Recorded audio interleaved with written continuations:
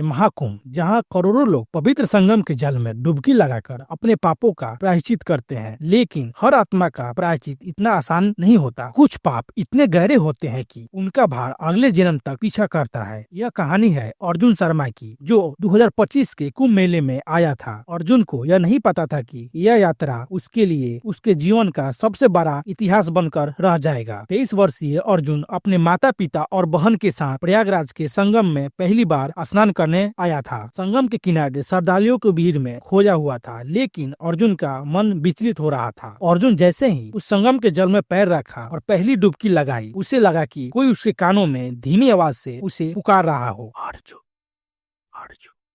यह धीमी आवाज सुनकर अर्जुन घबरा गया और वह पानी से बाहर निकल आया। उसने अपने पिता से कहा, पापा आपने मेरा नाम लिया क्या? तब अर्जुन के पिता हैरानी से जवाब दिए, नहीं बेटा, मैंने कुछ नहीं कहा। पर अर्जुन को यह यकीन था कि उसने आवाज सुनी थी। फिर अर्जुन और अर्जुन का परिवार मेले की भीड़ में दिन भर थकान के बाद अर्जुन अपने परिवार के साथ होटल लौट गया। फिर उसके बाद जब अर्जुन रात को सोने गया तो उसे एक अजीब सा सपना आया। अर्जुन सपने में देखा कि वह एक पुराने से खंडर में खड़ा है। चारों तरफ से धुआं थी। अचानक से उसे एक स्त्री की परछाई दिखी। उसके बाल बिखरे हुए थे और उसकी आवाजें में दर्द भरी थी, और दर्द भरी आवाजें के साथ अर्जुन से वह कुछ कह रही थी। तूने मुझे छोड़ा था अर्जुन, और तूने मुझे धोखा दिया था। तुम यहाँ आए हो, मैं तुम्हें यहाँ से इतनी आसानी से जिंदा नहीं जाने दूंगी। मैं तुम्हें नहीं छोड़ूंगी। अर्जुन बस अभी इतना ही सुना था कि वह चिल्लाते हुए जाग गया। उसका शरीर पसीने से भीग चुका था। और फिर जागने के बाद अर्जुन सोचने लगा कि आज मैंने कितना भयानक सपना देखा। उसने सपने को अनदेखा करने की कोशिश की, लेकिन वह चेहरा उसकी आंखों से नहीं हट रही थी। फिर सुबह हुई और अगले दिन अर्जुन मेले में घूम रहा था। तभी एक कोने में बैठे एक विचित्र साधु को देखा। साधु का चेहरा झुर्रियों से भरा हुआ था और उसकी आंखों में गहरा काला सन्नाटा था। अर्जुन उसके पास से गुजर रहा था। तभी साधु ने आंख खोली और अर्जुन की तरफ देखते ही कहा, तू आ गया, तुझे यहाँ आना ही था। तब अर्जुन ये आवाज सुनकर रुका और साधु से पूछा, आपने मुझे बोला? तभी साधु अर्जुन की तरफ देखते हुए बोला, हाँ अर्जुन, मैंने तुम्हें ही बोला। अर्जुन सुनकर चौंक गया और फिर अर्जुन साधु से बोला, क्या आप मुझे जानते हैं? साधु ने गहरी आवाज में कहा, यह संगम सिर्फ पानी का नहीं है, यह आत्माओं का दर्पण है। अर्जुन, तेरी आत्मा पर एक बोझ है। अर्जुन ने पूछा, बोझ? कैसा बोझ बाबा? तब साधु ने अर्जुन से कहा, अर्जुन, पिछले जन्म का बोझ। अर्जुन साधु की बात सुनकर उसकी बातों का गंभीरता से नहीं लिया और उसने कहा, बाबा, यह सब कहानी है, मेरे अतीत मेरे साथ क्यों होगा? जब अर्जुन इतना बोला, साधु मुस्कुराया और बोला, हर जन्म का हिसाब किताब होता है। संगम तुझे यहाँ खींच कर लाया है, लेकिन अब तुझे सच का सामना करना होगा। और तुम्हें मजाक लग रहा है तो यह माला लो और रात को पहनकर इसे सो जाना, और जो तुम्हें दिखेगा वही तेरा सच होगा और तुम्हारे सारे सवाल का जवाब तुम्हें मिलेगा। उस दिन अर्जुन जब अपने होटल आया, होटल में उस दिन माला पहनकर सोने की हिम्मत की। अर्जुन जैसे ही अपनी बेड पर लेटा और अपनी आंखों को बंद किया, वह फिर से उसी खंडर में पहुंच गया और उसने देखा कि एक युवा आदमी जो बिल्कुल उसके जैसे ही दिख रहा था, और उसने देखा कि जो युवा इंसान बिल्कुल उसके जैसे दिख रहा था, वह उसी महाकुंभ के संगम के किनारे उस स्त्री को अपनी दोनों हाथों से उसकी हाथ को पकड़कर उस संगम के अंदर खींच रहा था। और वह स्त्री उस इंसान के सामने रो रही थी और विनती कर रही थी, और वह स्त्री अपनी दोनों हाथों को जोड़कर उस इंसान के सामने गिड़गिड़ाते हुए यह कह रही थी कि मैं तुम्हारे साथ कोई भी विश्वासघात नहीं किया। लेकिन वह आदमी जो शायद अर्जुन का अतीत था, उस स्त्री के इतने गिड़गिड़ाने के बाद भी उससे संगम के गहरे पानी में ले जाकर धकेल देता है। उसके बाद वह स्त्री चीखी और चीखते हुए पानी के अंदर डूब गई। उसके बाद अर्जुन को लगा कि एक लाल आंखें जो उसकी बेड के पास खड़ी होकर उसे लगातार घूरी जा रही है, और वह घूरते हुए कह रही है कि मैं तुम्हें नहीं छोड़ूंगी। अभी अर्जुन सपना इतना ही देखा था कि तब तक अचानक से उसका नींद खुल गया। वह बुरी तरह से कांप रहा था। उसे यकीन हो गया था कि यह महज सपना नहीं था। इस कारण से अर्जुन ने सोचा कि कुछ भी हो जाए, मैं उस साधु से मिलूंगा और इसकी आगे की सारी जानकारी लेकर कुछ न कुछ उपाय करूंगा। इसलिए अर्जुन अगले दिन उस साधु को ढूंढा और उससे घबराते हुए कहा, बाबा, क्या मैंने उसे मारा था? मैं अपने पिछले जन्म में पापी था।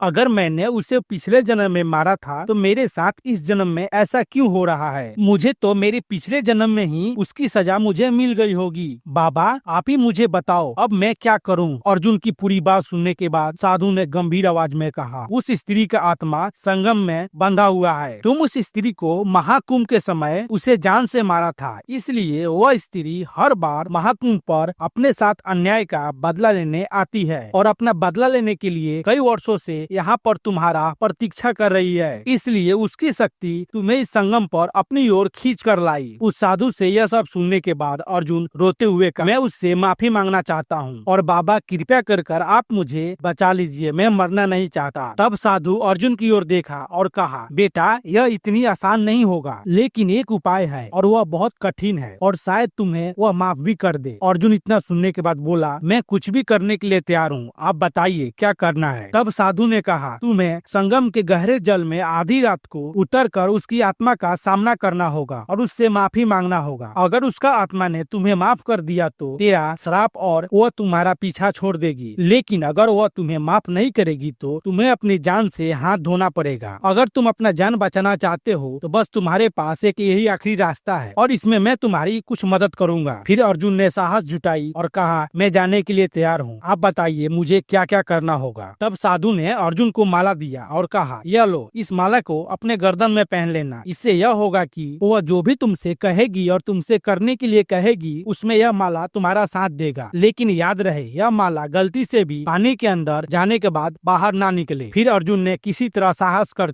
उस आधी रात में अकेले संगम के गहरे जल में उतर गया और अर्जुन एक बोट के मदद से उस संगम के जल के बीचों बीच में चला गया। तभी अचानक उस पानी के अंदर जोर से तूफान आया और एक काली सी छाया उसके सामने प्रकट हुई और फिर अर्जुन ने देखा तो वह वही स्त्री थी। उसकी आंख लाल थी और उसकी ओठे गुस्से से कांप रही थी। फिर उसने अर्जुन से कहा, तूने मुझे धोखा दिया था, अब मैं तुम्हें नहीं छोड़ूंगी। उसके इतना बोलते ही अर्जुन ने अपना दोनों हाथों को जोड़ लिया और कहा, मैं गलत हूँ, मैं तुमसे माफी मांगता हूँ, तुम मुझे क्षमा कर दो। मैंने जो भी किया पिछले जन्म में किया, मुझे उसका दंड मिल गया होगा और मैं बहुत शर्मिंदा हूँ। यह सुनने के बाद स्त्री की आत्मा हंसी और बोली, माफी? क्या माफी से मेरा जीवन लौट आएगा? और मैं तुम्हारे लिए इतने वर्षों से तुम्हारा यहाँ पे प्रतीक्षा कर रही हूँ, उसका क्या? तुम्हें अपने हाथों से मारने के बाद ही मुझे मुक्ति मिलेगी। फिर अर्जुन ने कहा, मैं पिछले जन्म जैसा पापी नहीं हूँ, मुझे क्षमा कर दो। अर्जुन उससे बार बार क्षमा मांग रहा था, इस कारण से उसने अर्जुन से कहा, मैं तुम्हें एक मौका दूंगी, लेकिन अगर तुम उसमें सफल हो गए तो मैं तुम्हें जिंदा जाने दूंगी। इस संगम के जल में यहीं पर तुम्हें डुबकी लगानी होगी। अगर तुम सही सलामत डुबकी लगाकर बाहर आ गए तो मैं तुम्हें जिंदा यहाँ से जाने दूंगा और अगर तुम्हारा इस जन्म में आत्मा शुद्ध होगा तो तुम सही सलामत बाहर निकल जाओगे, नहीं तो तुम इस जल के अंदर ही फंसे रह जाओगे और इसी में कैद हो जाओगे। अर्जुन ने उसकी बातें सुनी और पानी के अंदर डुबकी लगाई और वह जैसे ही पानी के अंदर डुबकी लगाया, उसके चारों ओर एक अजीब सी रोशनी दिखाई दी और उसे कुछ अजीब सा महसूस हुआ। उसकी सांसें थमने लगी, लेकिन तभी अर्जुन के शरीर में एक नई ऊर्जा का महसूस हुआ और वह ऊर्जा जैसे अर्जुन के शरीर में प्रवेश किया, उसके बाद अर्जुन पानी से बाहर निकल आया और जैसे अर्जुन पानी से बाहर निकला तो देखा कि वह स्त्री अर्जुन को घूरे जा रही थी। फिर थोड़ी देर बाद वह मुस्कुराते हुए कहा, अगर तू पिछले जन्म जैसा पापी होता तो यहीं पर रह जाता, लेकिन इस जन्म में तू नेक और अच्छा इंसान है, इसलिए मैं तुम्हें क्षमा करती हूँ, जा जी ले, लेकिन तू याद रखना अपना जीवन हमेशा सच्चाई और प्रेम के साथ ही जीना। इतना बोलने के बाद वह छाया अचानक से वहाँ से गायब हो गई। उसके बाद अर्जुन सिर झुकाया और वहाँ से संगम के किनारे लौट आया और वहाँ से लौटने के बाद अर्जुन ने साधु का भी धन्यवाद किया और अपने घर लौट गया। लेकिन आपको क्या लगता है, क्या आप मानते हैं कि पिछले जन्म में किए पाप का सजा इस जन्म में मिल सकता है और पिछले जन्म का पाप का बदला महाकुंभ जैसे पवित्र स्थल पर कोई आत्मा ले सकती है? तो आप कमेंट कर बताएं। अगर कहानी आपको अच्छा लगा हो तो वीडियो को लाइक और चैनल को सब्सक्राइब कर दें और यह कहानी अपने दोस्तों को भी शेयर कर दें।